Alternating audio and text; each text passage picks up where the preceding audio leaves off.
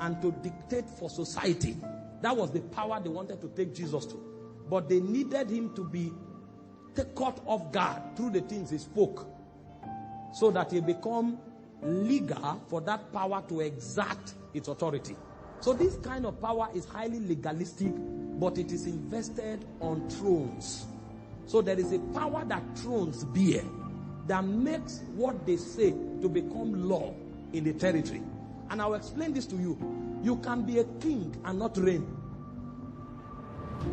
Solomon became a king. It took some years before Solomon began to reign. It is exousia that brings you to kingship. But reigning, the ability to talk and society will respond. The ability to show up and society will honor you is a type of power. That power is tied to a throne, but it is not just about the throne. It's the ability to shape territory. So it makes you come first. So when you see a man who begins to stir a revolution, when you see a man, at least one is happening now. He has not entered the throne yet, but everywhere he goes to, everybody is singing his name. That kind of power is called arcade. And if that man ascends the throne, he can change things. That's why his message is, when I come, I will change the economy. Because that power, it arrests the hearts of men, commands their allegiance, and makes them submitted to you. Anything you do, they follow. Because they become first in life. It's a kind of power. It's called arcade. This type of power is what we will deal with when we begin to deal with deeper dynamics. Because it deals with legalities, it deals with structures, it deals with wisdom, it deals with character.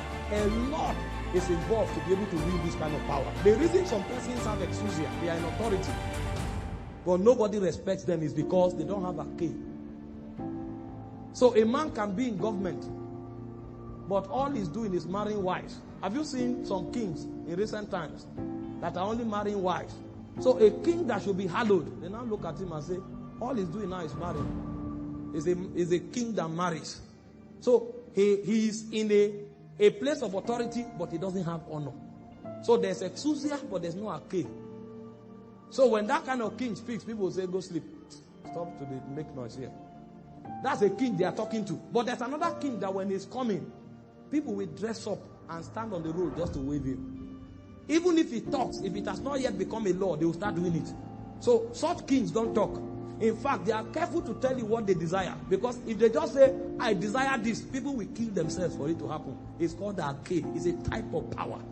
But that power has a lot of dynamics. That's the power that makes you truly become influential and gives you the authority to shape a civilization. And the church must master this kind of power. But because it's not what we are dealing with tonight, let me define another one. Anakazo.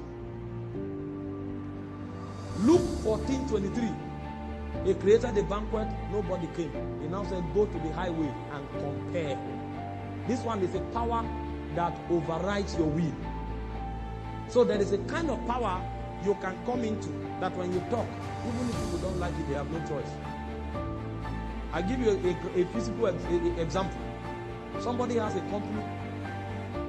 He puts CCTV cameras everywhere. They are still stealing. He comes and threatens them that if you steal, you will be fired. They are still stealing. In fact, he brings charms and plants in the office. They are still stealing. He will warn. They are still stealing. There's a power he lacks. The power that overrides the will of men. That anakazo is not there. Whereas there's another man that says, if you want to steal, steal.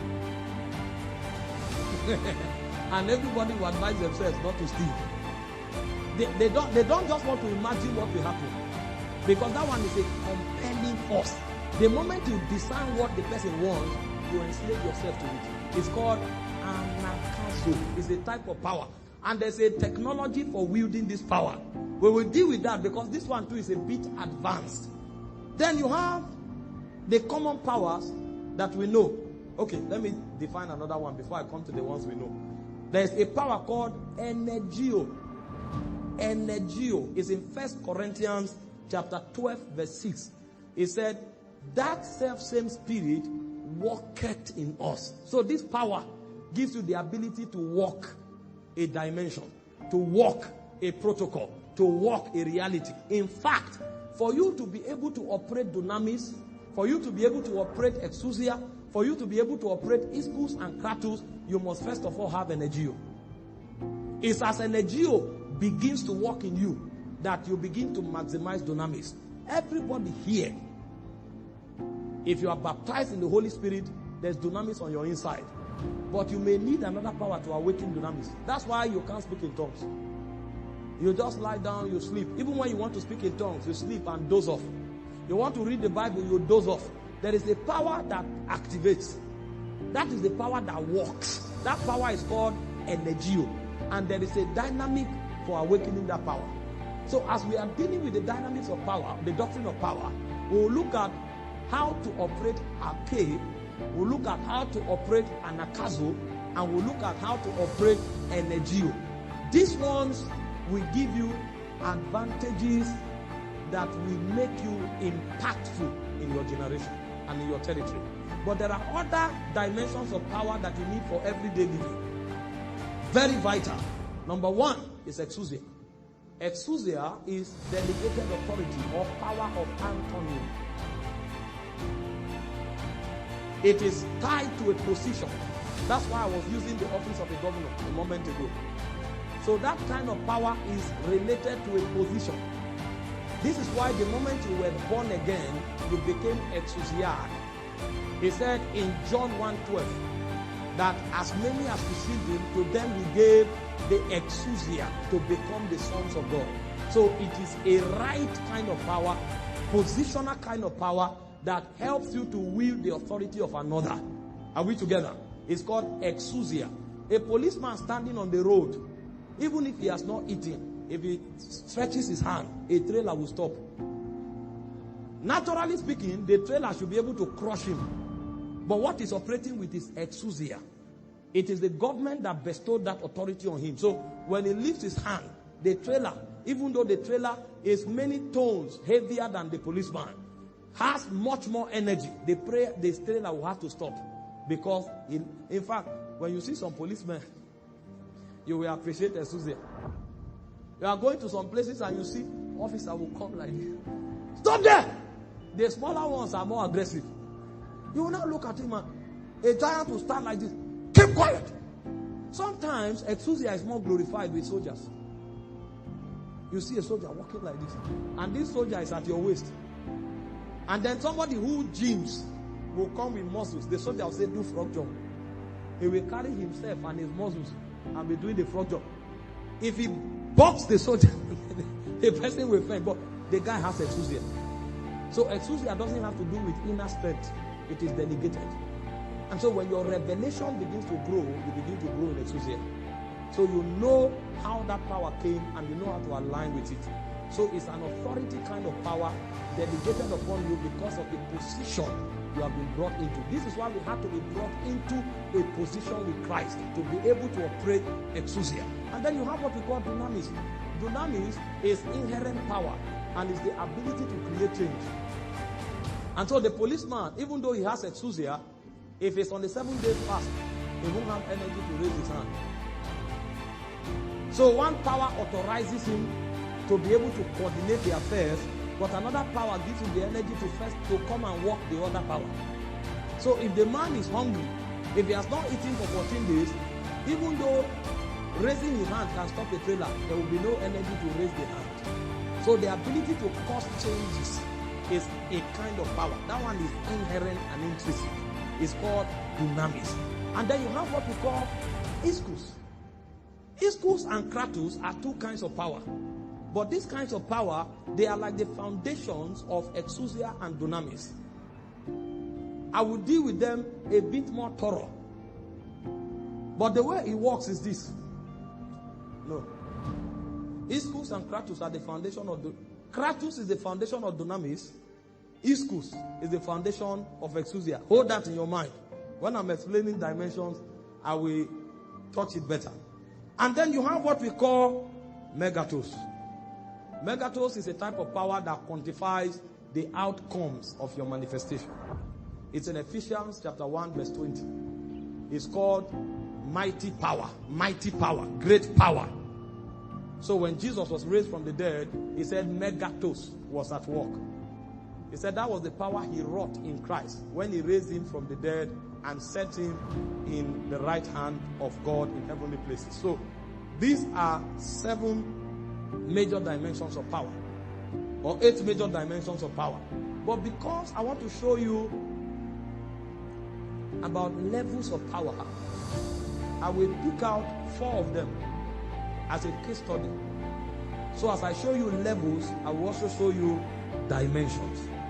So let's begin with levels.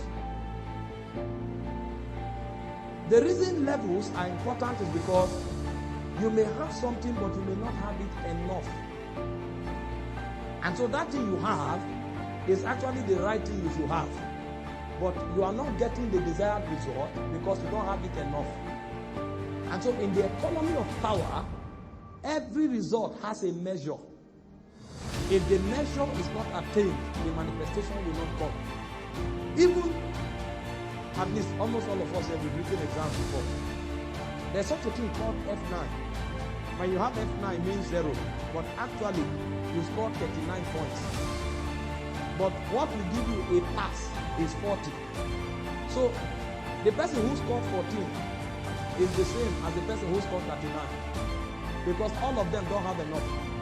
In fact, the guy who scored 2 is same as the guy who scored 38. All of them are called F9. So, there is a 1 mark that is so important. In order not to be grouped with the guy who scored 1, add 1 to 39. So you make 40. Because if you are not in 40, you are in F9. So there's no F9 that is better than the other. Everyone is what? F9.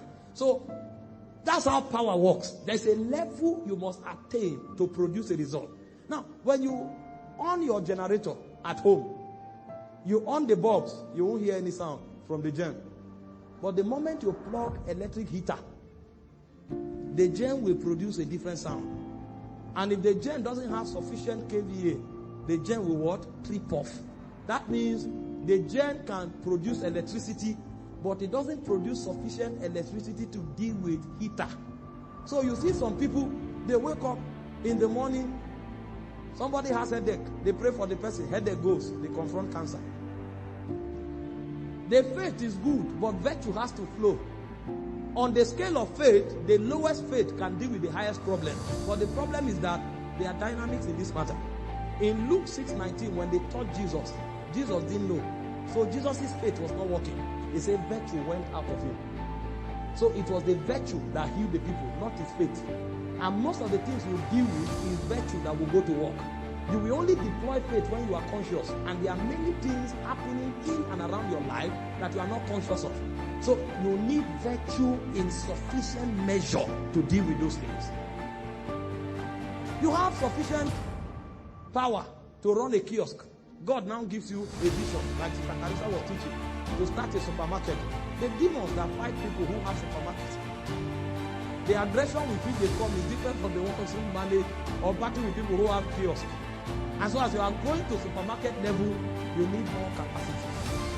If you don't have more capacity, you'll be shocked that all the business ideas you had that made your kiosk the most excellent kiosk. Have you gone to some kiosks before? They put some lights, they put chandelier, they put standing fan. You now say, I've mastered the art of trading. You go into a mall. You will suddenly discover you start struggling. What is the problem? There's not enough power. You need to generate more power to deal with that matter. Because you can light bulb in one room. If the rooms becomes 50, you need a mechanic. The generator that lights that bulb in one room can't light 50 rooms. So in the natural we understand it, but in the spirit we don't. That's why we struggle. We don't know that powers are in levels. Kai, this teaching is not for today. Let's praise Jesus and go.